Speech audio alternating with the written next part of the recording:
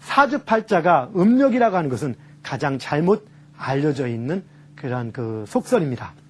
자, 바로 사주팔자의 원리는 뭐냐면 바로 이렇게 7, 8월 아주 더울 때, 누군가 더울 때 한낮에 태어난 사람은 뜨거운 기운을 많이 가지고 있을 것인 거고, 그다음 겨울에 12월, 1월달, 동짓달 아주 추울 때 한밤중에 태어난 사람은 찬 기운을 많이 가지고 있을 겁니다. 이렇게 여름에 한낮에 태어난 뜨거운 기운을 많이 가지고 있는 사람이 또다시 여름 만난다면 아무래도 좋지 않겠죠. 그리고 겨울에 한밤중에 태어난 사람이 또다시 겨울을 만난다면 아무래도 좋지 않겠죠. 물론 꼭 이렇게 움직이는 건 아니지만 바로 이런 원리를 가지고 분석하는 것이 바로 사주학의 원리가 되는 겁니다. 실제 여름에 이렇게 생일만 되면은 몸이 아프거나 해서 조금 안 좋은 그런 일을 겪는 분들이 꽤 많습니다. 모두는 아니지만 많은 사람들이 정말 여름에 낮에 태어난 사람 중에서 많은 사람들, 그리고 겨울에 밤에 태어난 사람 중에서 많은 사람들이 생일 무렵이 되면은 건강이 좀 안 좋다든가 아마 이런 일을 겪는 것들은 아마 사실입니다. 바로 이렇게 사주팔자인데요. 지금 사주팔자를 조금 더 한번 정확히 한번 분석을 한번 해봅시다. 2012년 8월 8일 13시에 사주를 볼 때, 자, 보면은, 여기 봅시다. 임진, 올해 2012년 연애에 해당되는 것은 바로 임진입니다. 이것을 올해 2012년에 간지라고 부르죠. 그 다음에 월에 8월에 해당되는 것은 바로 무신이라고 합니다.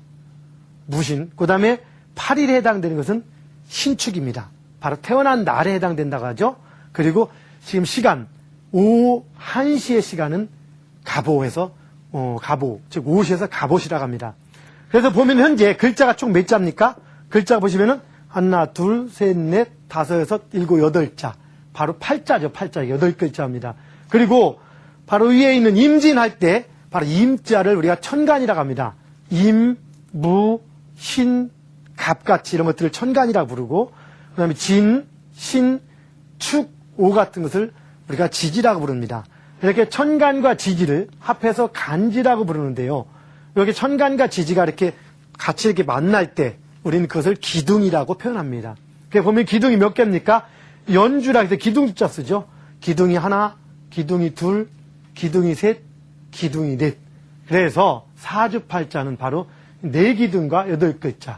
그러니까 기둥숫자를 써서 바로 4기둥과 8팔자를 얘기를 하는 겁니다. 8팔자를 바로 얘기하는 겁니다. 2012년 8월 8일 13시에 누군가 태어났다면 이러한 사주를 갖습니다. 이것은 바로 그 사람 태어난 시간에 대한 어떤 태양과의 상관관계를 이렇게 간지로 표현해 놓은 것입니다. 자, 그럼 봅시다.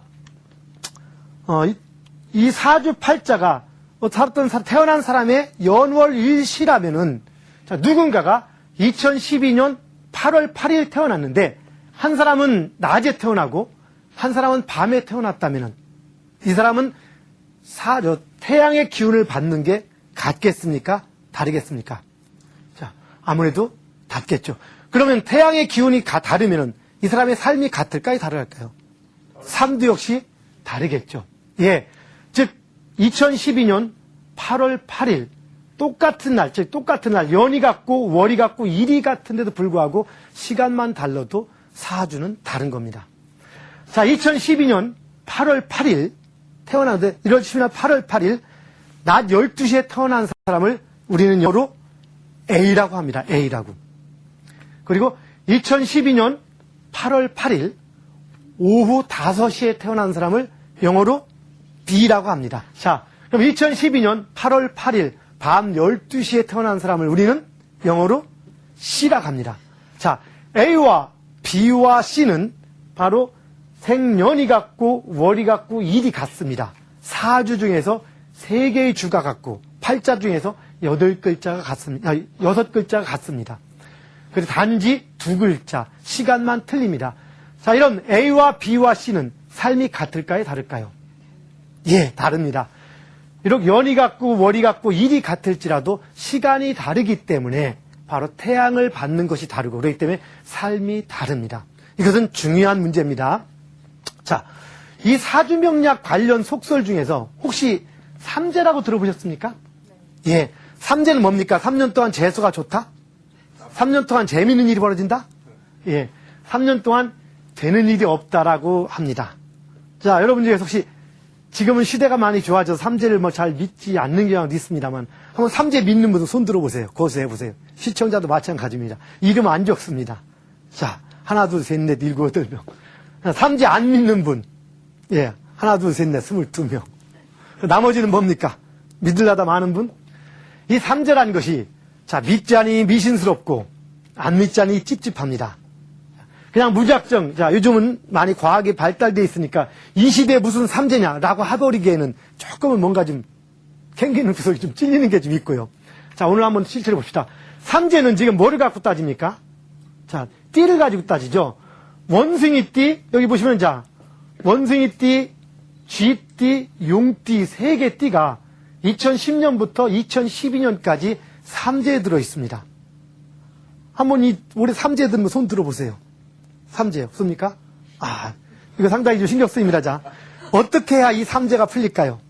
혹자는 이 삼재를 풀기 위해서 뭔가 금전적인 대가를 대해서 뭘 하라고 하는 분도 계시고, 어떤 분은 기도를 열심히 하라는 분도 계시고, 어떤 분은 뭘 하라는 분도 계시고, 여러분들이 계십니다. 자, 한번 봅시다. 그럼 여기 보면은 우리 현재 가진 속설을 보면은 2010년 경인년은 이 원숭이띠나 쥐띠나 용띠가 드는 삼재라고 합니다. 드는 삼재. 그리고 2011년은 또 눌삼재라고 합니다. 그리고 2012년은 나가는 삼재라고 합니다.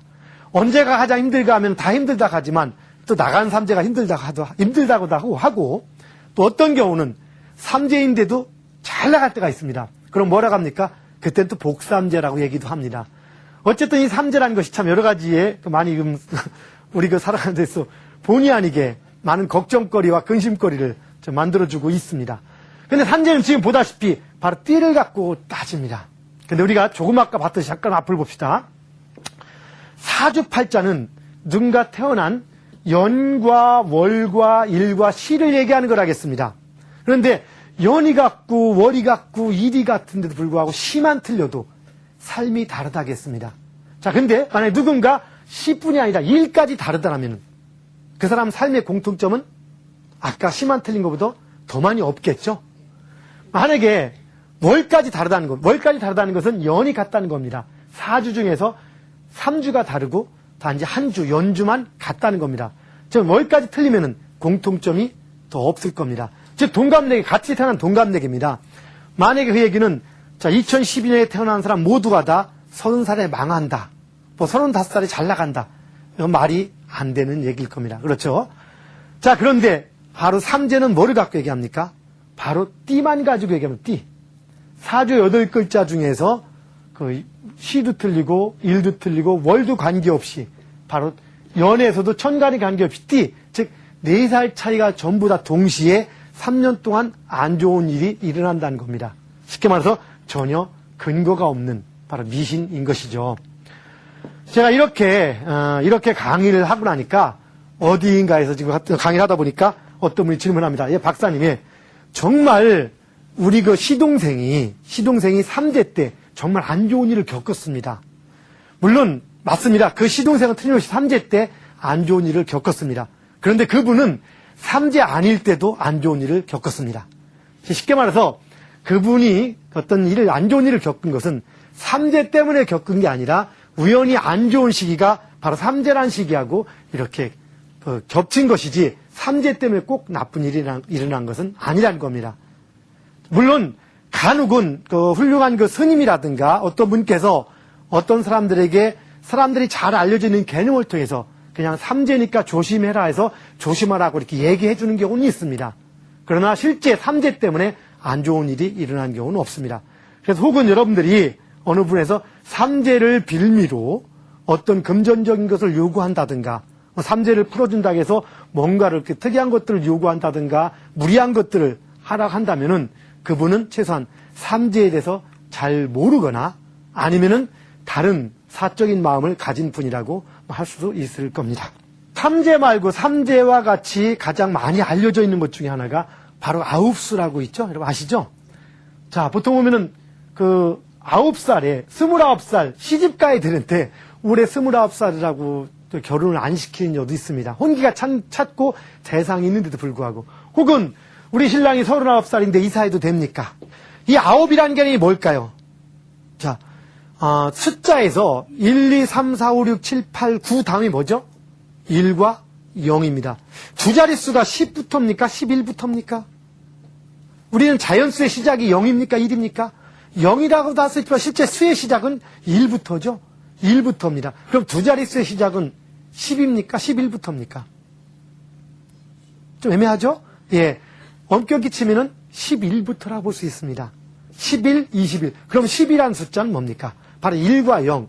차원이 바뀌는 새로운 차원이 되는 겁니다. 즉, 수를 칠 때 1부터 9까지 해서 가장 큰 숫자가 9입니다.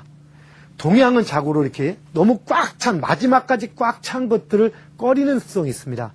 밥을 먹더라도 배 부를 때까지 먹기보다는 조금을 남겨놓고 먹는다든가. 그래서 더 이상 갈 때까지 간 꽉 찬 숫자인 9를 꺼리는 풍습들이 있다 보니까 여기서 나온 것이 바로 9수라고 볼 수가 있습니다. 이 과학은 다르지만 우리가 그 죽을 사자 때문에 아직도 일부, 예전에 심했죠? 건물의 4층이란 층을 아예 만들지 않는다거나 444호를 이런 호를 만들지 않거나 뭐 F를 한다든가 이런 유래처럼 이런 문화처럼 풍습처럼 바로 9수도 그러한 것 중에 하나입니다. 역시 마찬가지 가치 없는 전형적인 미신입니다. 때문에 9수란 이유로 중요한 일들을 미룰 필요는 전혀 없습니다. 자, 혹시 또 궁합 좋은 4살 차이. 우리가 보통 보면 4살 차이가 궁합이 좋다고 많이 얘기합니다.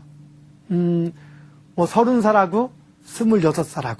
그래서 궁합을 얻을 때는 4살 차이는 궁합도 안 보고 결혼한다. 심지어는 어떤 기업 같은 경우는 그 사장님하고 4살 차이를 맞추기 위해서 일부러 자기 나이를 변경시켜서 얘기한 분도 계십니다. 실제 왜? 이왕 그 사장님들 같은 경우가 아닌 것 같으면서도 이러한 속설들을 은근히 믿는 분들이 많이 있다는 얘기입니다. 그리고 6살 차이는 궁합이 나쁘다고 합니다. 정말 6살 차이는 궁합이 나쁠까?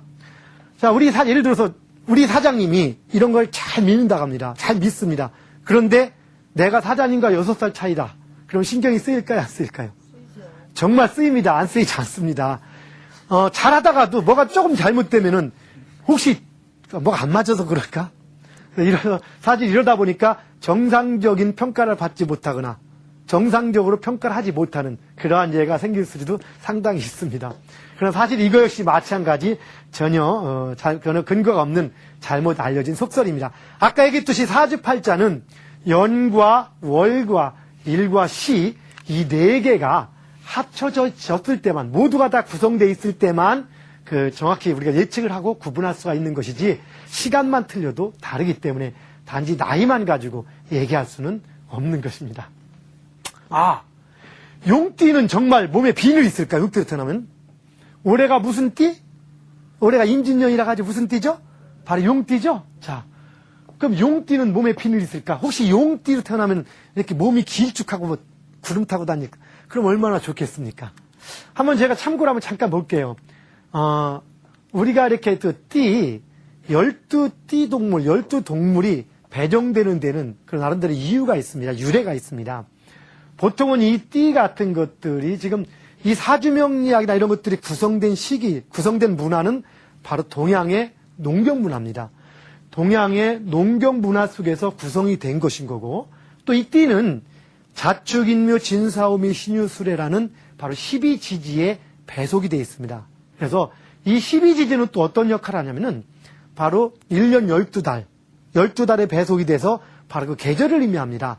동짓달은 항상 쥐, 자의 달인 거고 해마다 입추는 호랑이의 달인 거고 이렇게 또 하지는 말의 달인 거고 이런 식으로 배정이 되어 있고 또 하루 중에 시간으로 배정이 되어 있습니다. 하루 중에 밤 잠자는 시간, 밤 12시, 1시 때는 자시가 되고 낮 12시는 오시가 되고 이런 식으로 바로 하루 12시간.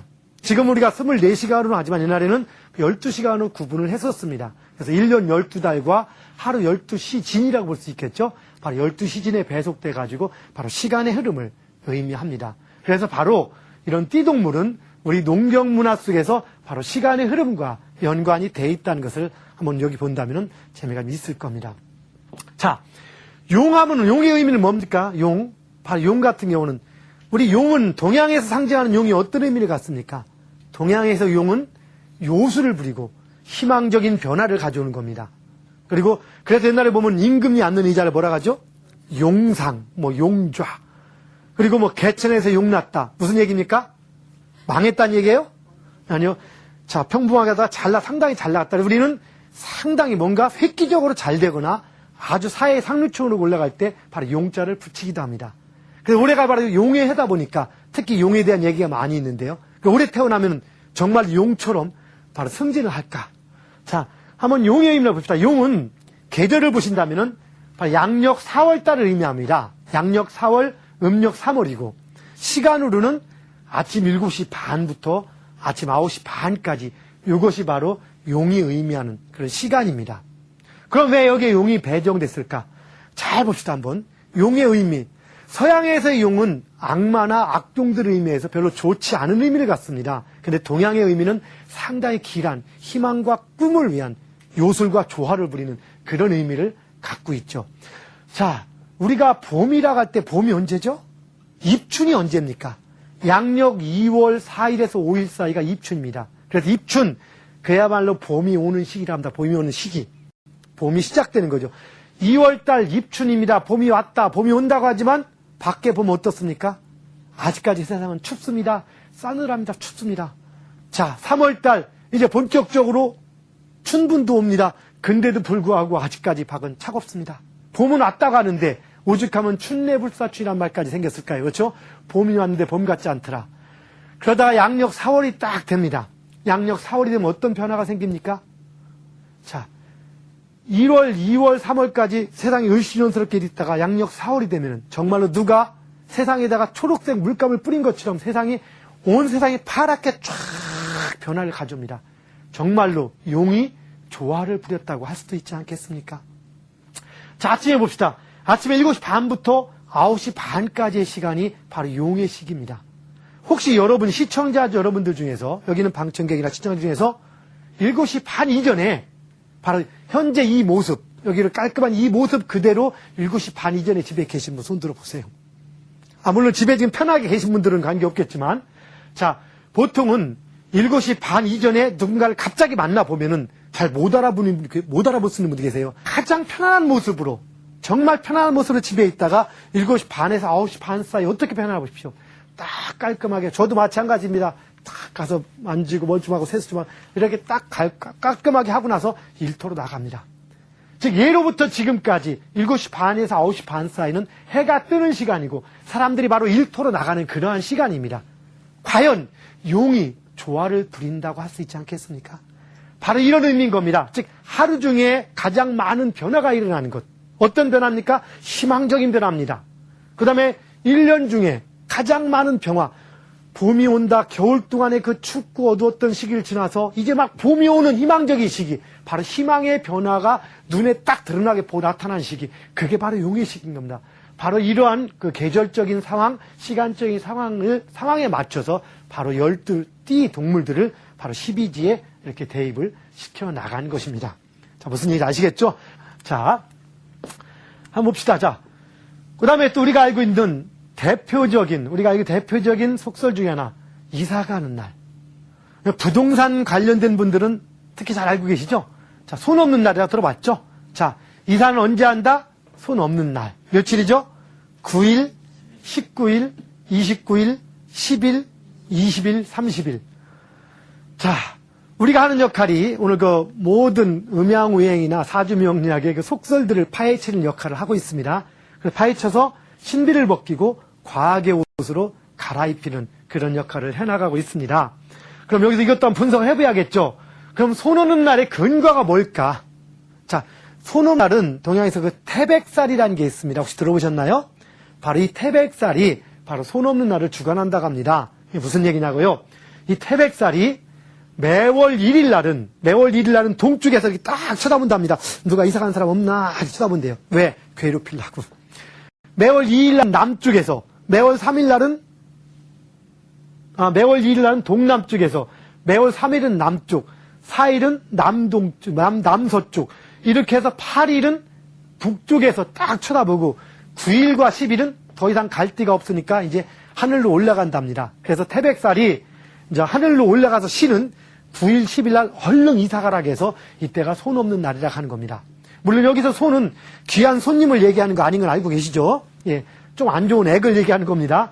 자, 그런데 그렇다면 자, 태백살이 매월 1일 날은 동쪽에서 살펴보고 있고 2일 날은 동남쪽, 3일은 남쪽, 4일은 남동쪽, 남서쪽, 뭐 5일은 서쪽 이렇게 된다면은 과연 매월 1일 날은 동쪽만 제외하고 나머지 다른 쪽으로 이사가면 될 거 아니겠습니까? 다른 쪽은 이사가 될 거 아니겠습니까?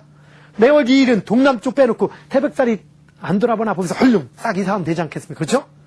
자, 근데 자, 제가 이것을 좀 확인해 보기 위해서 태백살 비서실장한테 한번 전화를 한번 해봤습니다.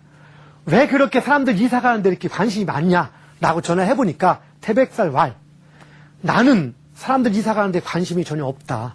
인간들이 지들이 혼자 그렇게 짜고 치는 고스도 하더라. 즉 쉽게 말해서 어떤 사람들이 뭔가 빌미를 찾기 위해서 그런다는 얘기입니다. 그래서 사실은 태백살은 전혀 관계가 없다. 그럼 이사를 언제 가면 되겠습니까? 아무 때나? 예, 아무 때나 갑니까? 이사 비용도 틀린데.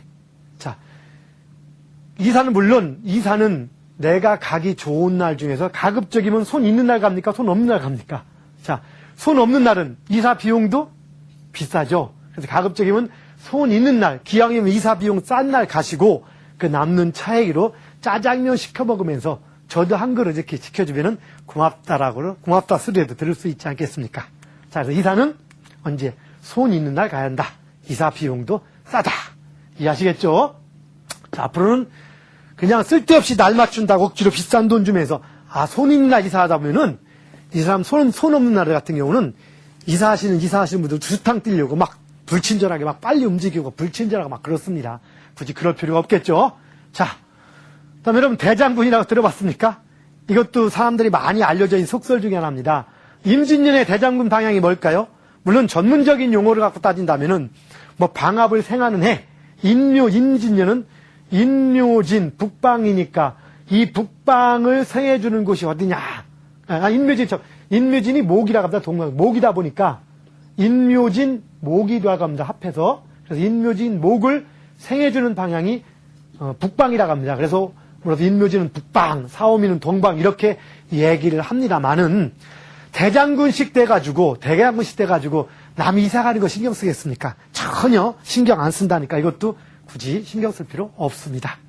자, 다음 삼살방 들어봤죠? 593살방 듣기만 해도 무섭습니다. 593살 살을 이걸로 쓰기도 하고 또 딸 죽일 살 쓰기도 하지만 자, 2012년 임진년의 삼살방 전문적인 용어로는 삼합을 충하는 해라고 합니다. 그래서 인호술 삼합은 화가 되니까 북쪽이 되는 것인 거고 그래서 지금 이제 올해 같은 경우는 용해니까 신자진 수입니다. 그래서 수를 충하는 해니까 남쪽이 되는 것인 거고 뭐 이렇게 얘기를 해 나갑니다. 그러나 이 역시 마찬가지 전형적인 미신이기 때문에 신경 쓸 필요가 없습니다. 제가 아는 연세 많으신 무속인 한 분도 계십니다. 그래서 상당히 그분은 마음은 참 좋습니다만 글을 못 읽어갖고서 때가 되면 항상 전화해서 올해 593살방이 뭐지? 하고 물어보는 분이 계십니다. 그러면은 이 삼살방 자체는 큰 의미가 없습니다. 이러하지만 하고 얘기를 해드린데도 불구하고 우리 정서상 상당히 많은 사람들이 이걸 물어보니까 알려주지 않을 수 없다고 합니다. 여러분 오늘 제 강의를 듣는 시청자 여러분은 이 삼살방이라든가 대장군 혹은 이런 것들이 정말로 근거가 없는 그런 어떤 미신이라는 것들을 이렇게 많이 주변에 널리 알려주시기 바라겠습니다. 살이 나오니까 얘긴데요. 살이 나오니까 이 살 중에서는 살이 여러 가지가 있습니다. 이번엔 지금 살이 나왔으니까 나온 김에 살에 대해서 한번 알아보도록 합시다. 살. 지금 이 동양 역학 쪽에 동양 우리 토속 민속학이나 민속학 쪽 혹은 사주명리학이나 이쪽에는 정말로 살들이 많습니다. 여러 가지 살들이. 그 대표적인 살 몇 가지를 한번 써놔봤습니다. 여러분 잘 알고 계시죠? 뭐 이름도 무시무시한 살도 있고 뜻도 무시무시한 살도 있고 그 중에 뭐 상충살 많이 들어보셨죠? 아까 뭐라 했습니까? 상충살이 뭐라 했죠? 6살 차이랍니다. 6살 차이. 얼마 전에도 이렇게 어디 특강을 하다 보니까 뭐 어떤 분들이 상담을 해온 예가 상당히 많습니다. 아주 심각하게 상담을 해온 예가 있습니다. 꽤 오랫동안 10년 넘게 이렇게 그냥 우연히 사귀어가지고 만나서 사귀다가 지금 나이가 돼서 이제 결혼을 하려고 하는데 바로 어디 가서 이제 궁합을 보다 보니까 상충사다 이겁니다. 1980년생이 남자는 1980년생, 바로 경신생이라 해서 잔나비띠입니다. 여자는 1986년생, 병인상이라 해서 호랑이띠죠. 그래서 호랑이띠하고 잔나비띠가 6살 차이다 보니까 바로 상충살입니다. 그래서 둘이 와서 이제까지 아예 그냥 그 결혼한 것처럼 깊게 생각하고 생활했는데, 이 가는 데마다 상충살이라, 잘못하면은 뭐 신랑이 죽니, 어쩌서 와이프가 죽니, 뭐 호랑이가 뭐 원숭이를 잡아먹느니, 뭐 이렇게 하면은 집안이 문제가 생기지 하면서 아주 심각하게 얘기한다면서 이걸 방법이 없겠냐고 그렇게 상담해 왔습니다. 참으로 안타까운 얘기입니다. 우리가 아까 공부했듯이 사주는 연, 월, 일, 시, 이 4가지 요소를 모두 가지고 따지는 겁니다. 연이 같고 월이 같고 일이 같아도 시간만 틀려도 삶이 다르다겠습니다. 하물며 띠만 가지고 논할 수는 없다고 했습니다. 그래서 이것들을 이렇게 설명을 좀 해줬습니다. 해주고 나니까 정말로 이렇게 고맙게 이렇게 설명하면서 간 경우 있습니다. 혹은 어떤 데 가면은 이 상충살을 빌미로, 6살 차이 상충살을 빌미로 뭔가를 요구한 경우가 있습니다. 뭘 해서 풀으라고. 근데 열심히 풀고 다른 데 가면 또 풀으라고 합니다. 왜냐면은 이 6살 차이라는 것이 주어진 띠가 어떤 기도나 아니면 또 다른 행위를 한다고 해서 띠가 바뀌지는 않습니다. 그러다 보니까 그것은 그걸로 풀리는 게 아니고 또한 그걸로 문제가 생기는 것들은 아니라는 겁니다. 자, 그 다음에 역마살. 너무나 잘 알고 있죠? 역마살.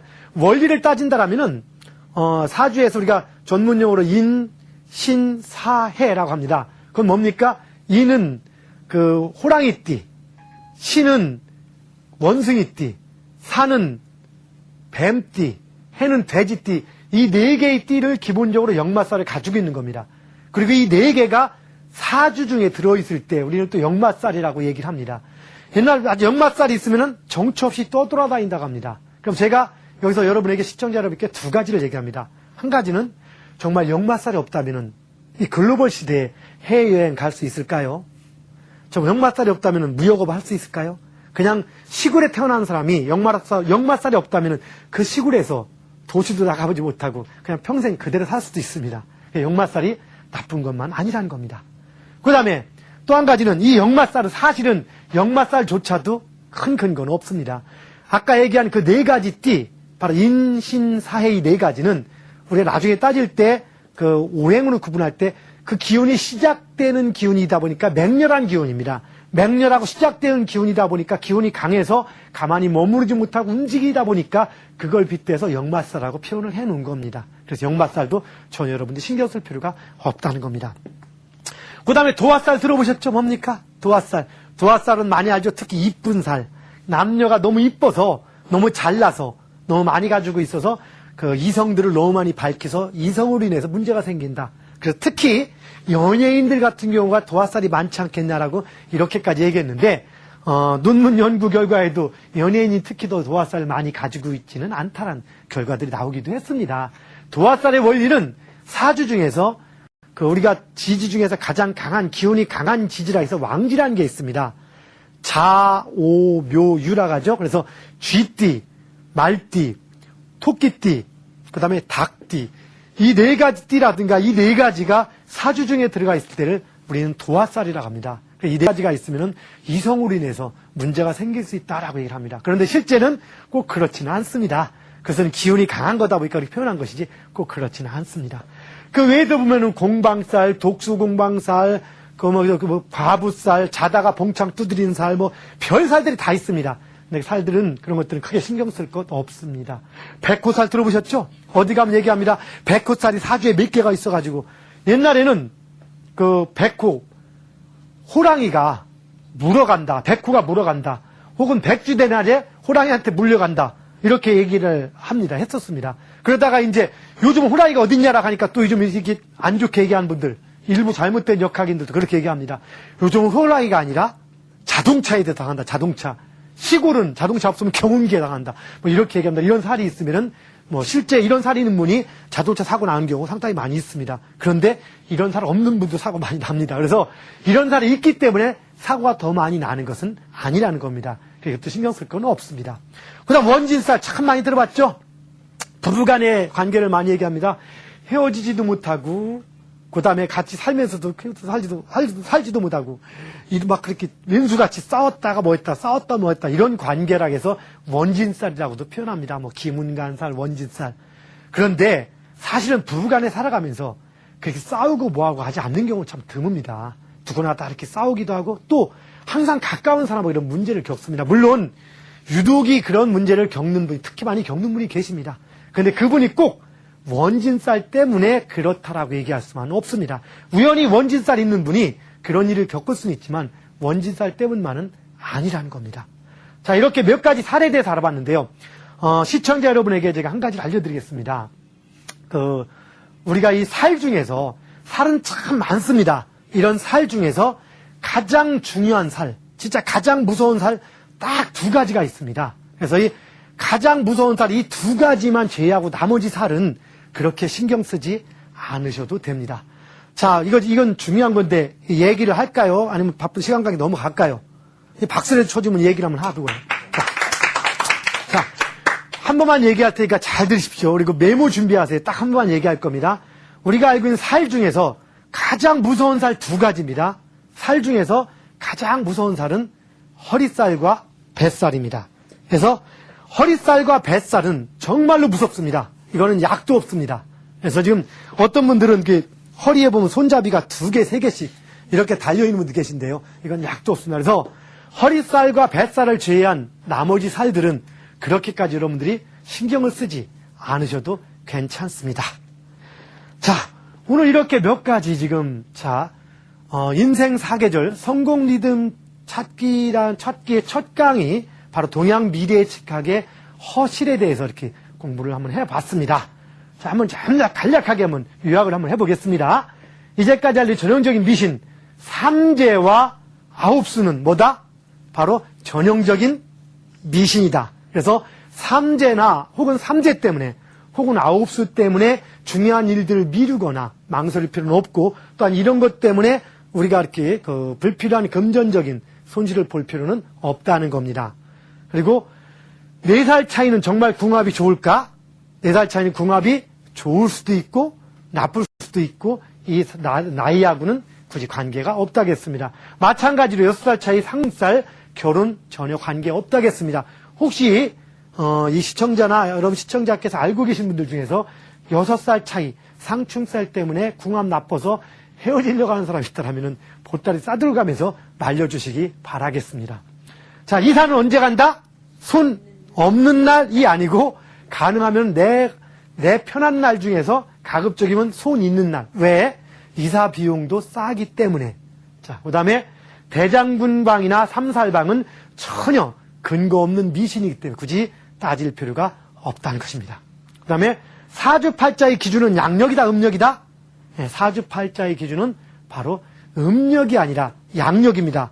이러다 보니까 어떤 분들은 그렇습니다. 이제까지 저는 음력으로 봤는데 이거 다 잘못 본 거 아닌가요? 그렇지는 않습니다. 바로 우리가 사주팔자 여러분들이 음력으로 불러주시든 양력으로 불러주시든 바로 간지라고 하죠. 사주 간지는 바로 양력을 기준으로 한 겁니다. 바로 간지를 뽑아서 하는 거기 때문에 이 간지의 기준이 바로 양력인 겁니다.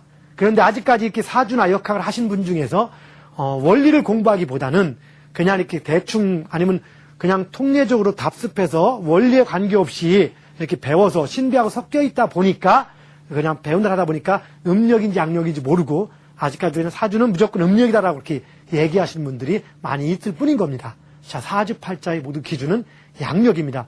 예로부터 인류는 태양을 기준으로 해서 생활을 해왔습니다. 원시시대에도 해가 지면은 해가 지면은 집이 쉬러 가고, 해가 뜨면 일하러 가고, 해가 지면은 일하러 갔습니다. 특수한 보직에 있는 분들, 해가 진 뒤에 마스크 쓰고 칼 한 자루 차고 남의 집 담을 넘는 특수한 보직에 있는 분들을 제외해놓고는 항상 우리는 태양을 기준으로 바로 생활을 해왔습니다. 그래서 바로 사주팔자의 기준, 사주팔자도 사람의 삶의 흐름을 찾는 것이기 때문에 바로 태양을 기준으로 한 것인 거고, 그래서 바로 양력이 기준이 되는 것입니다. 자, 지금까지 동양 미래예측학, 사주명리학으로 대표되는 동양 미래예측학의 허와 실에 대해서 얘기를 해봤습니다. 여러분들이 아까 제가 처음에 얘기했듯이 우리는 지구가 도는 세상에 있으면서 해가 뜨고 지는 걸 보이듯이 상당히 많은 것들이 사실과 다르게 알고 있고 다르게 보인다겠습니다. 이제까지 제가 얘기했던 것들도 상당히 오랫동안 잘못 알려져 있던 속설들입니다. 어떤 면에서는 갑자기 얘기하니까 받아들이기 당황스러울 수도 있을 겁니다. 그러나 이것들은 제가 전부 다 그냥 주장을 한 것이 아니라 나름대로 근거를 전부 다 밝히면서 이렇게 얘기를 해 나간 겁니다. 그래서 앞으로도 주변에 시청자 여러분뿐이 아니라 여러분 주변에 있는 사람들, 주변에 계신 분들 중에서도 바로 동양 역학이나 사주명리학의 잘못된 속설로 인해서 마음고생하거나 아니 금전적 피해를 입거나 이런 걸 마음고생하시는 분들이 있다면 여러분들에게 정확히 얘기해줘서 그분들에게 꿈과 희망을 주시기 바라겠습니다. 자, 시청자 여러분의 가정의 건강과 행운이 가득하시길 기원하면서 오늘 강의를 마무리하겠습니다. 감사합니다.